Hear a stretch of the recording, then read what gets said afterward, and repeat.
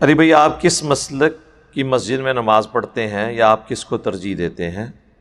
ان باتوں کے جواب میں نے کئی دفعہ دیے ہیں کہ چونکہ میں تمام مکاتب فکر کو مسلمان سمجھتا ہوں، بریلوی، دیوبندی، اہل حدیث، اہل تشیع، چونکہ نماز سب کے پیچھے ہم پڑھ لیتے ہیں، اس لیے مسجد والا تو چکر ہی ختم۔ یہ جو نماز نہیں پڑھی جاتی نا، اس کے پیچھے یہ ہوتا ہے کہ ایک دوسرے کو کافر سمجھ رہے ہوتے ہیں۔ مسلمان بالکل نہیں سمجھتے، ورنہ نماز پڑھ لیں۔ یہاں پہ آپ دیکھ لیں، کہتے ہیں امام کعبہ کے پیچھے نماز نہیں ہوتی، بریلوی، یعنی ان کی ویڈیوز ریکارڈڈ ہے۔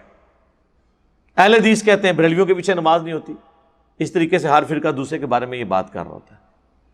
صرف شیعہ کے اندر میں نے ٹالرنس دیکھی ہے، اور وہ بھی اس لیے کہ ان کی ایک سمجھ لیں اپنی فقہ کے اندر یہ چیز موجود ہے، اس کی وجہ سے وہ اس کو فالو کر رہے ہیں کہ وہ سب کے پیچھے نماز پڑھ لیتے ہیں۔ امام کعبہ کے پیچھے آپ کو بریلوی نماز پڑھتے ہوئے کم نظر آئیں گے، اہل تشیع سب کے سب امام کعبہ کے پیچھے نماز پڑھتے ہیں۔ وہ کہتے ہیں ہو جاتی ہے نماز۔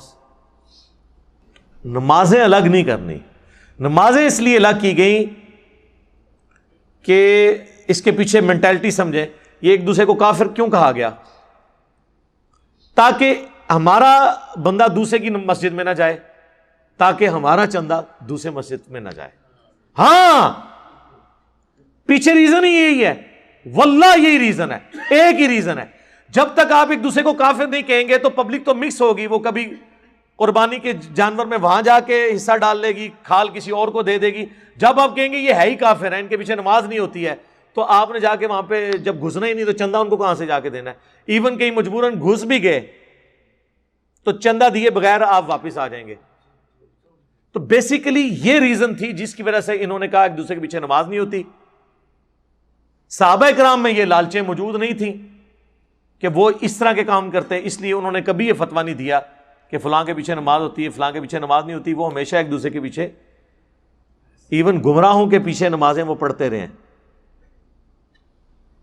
وہ گمراہ بھی جن کے بارے میں آج لوگ کہتے ہیں جی وہ کافر تھے، یعنی مختار سقفی کے جو ماننے والے لوگ تھے، ان کے پیچھے عبداللہ بن عمر سنن الکبریٰ البیہقی میں آتا ہے کہ خوارج کے پیچھے بھی نماز پڑھتے تھے اور ان کے پیچھے بھی نماز پڑھتے تھے۔ یہاں پہ ایک دوسرے کے پیچھے نماز پڑھنے کا کوئی تصور نہیں، پیچھے چندہ بک ہے۔ صحیح بخاری میں اوپر تلے دو حدیث ہیں، 694 اور 695، اس پہ باب باندھا امام بخاری نے بدعتی اور باغی کے پیچھے نماز پڑھنے کا حکم، یعنی بدعتی ہو باغی ہو اس کے پیچھے آپ نماز پڑھیں گے۔ اور پہلی حدیث لے کے حضرت ابو ہریرہ سے کہ وہ کہتے ہیں کہ نبی علیہ السلام نے فرمایا کہ ایک وقت آئے گا کہ ایسے امام تم پر مسلط ہوں گے جو تمہیں غلط نمازیں پڑھائیں گے۔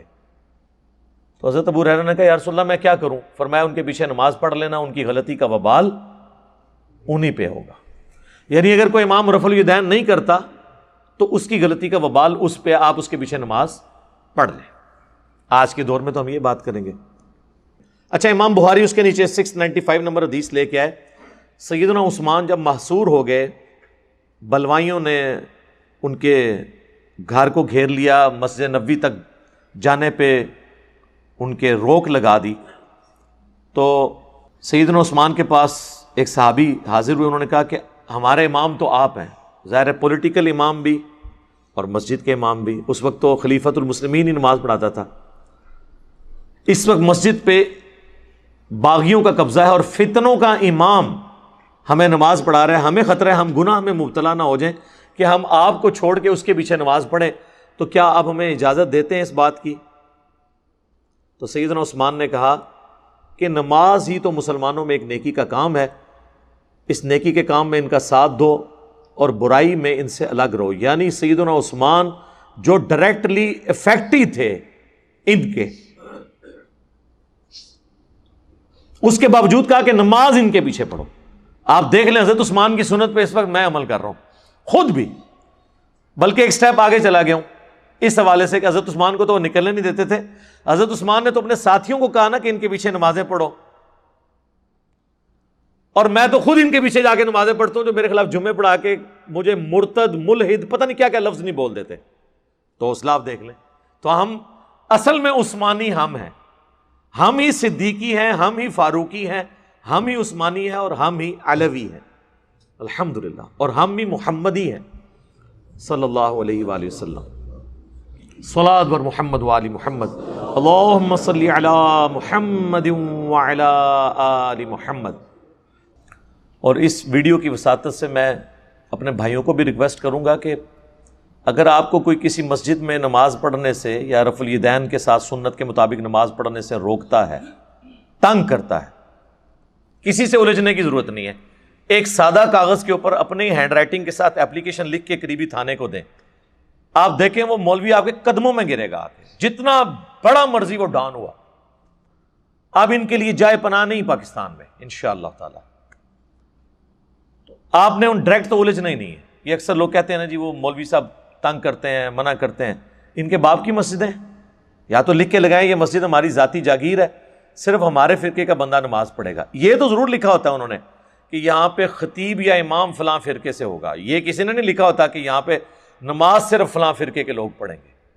یہ کہیں آپ نے دیکھا ہے کسی مسجد میں لکھا ہوا؟ تو اس کا مطلب کیا ہے کہ وہ اس چیز کو مانتے ہیں کہ ہم سب کو الاؤ کریں گے۔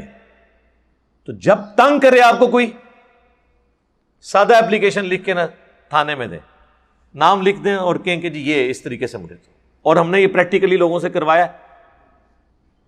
آج کل تو آپ کو پتہ ہے تمام مکاتب فکر کی جو وہ نان سٹیٹ ایکٹر تنظیمیں بنی ہوئی تھی نا، ساری کی ساری اس وقت جو ہے نا وہ لائن حاضر ہوئی ہوئی ہیں، ایک ایک کر کے سب کالعدم ڈکلیئر ہو رہی ہیں اپنی حرکتوں کی وجہ سے۔ میں تو اس حق میں نہیں کہ کسی تنظیم کو کالعدم ڈکلیئر کیا جائے، لیکن ان کو بھی اپنی حرکتوں کے اوپر غور کرنا چاہیے، کیوں اپنی اس قسم کے پولیٹیکل ایکٹیویٹیز کے ساتھ پیرلل میں اس قسم کے نان اسٹیٹ ایکٹر بھرتی کر کے تو وہ اس قسم کی ایکٹیویٹیز پرفارم کرتے ہیں۔ لہذا مساجد ساری اللہ کی ہیں،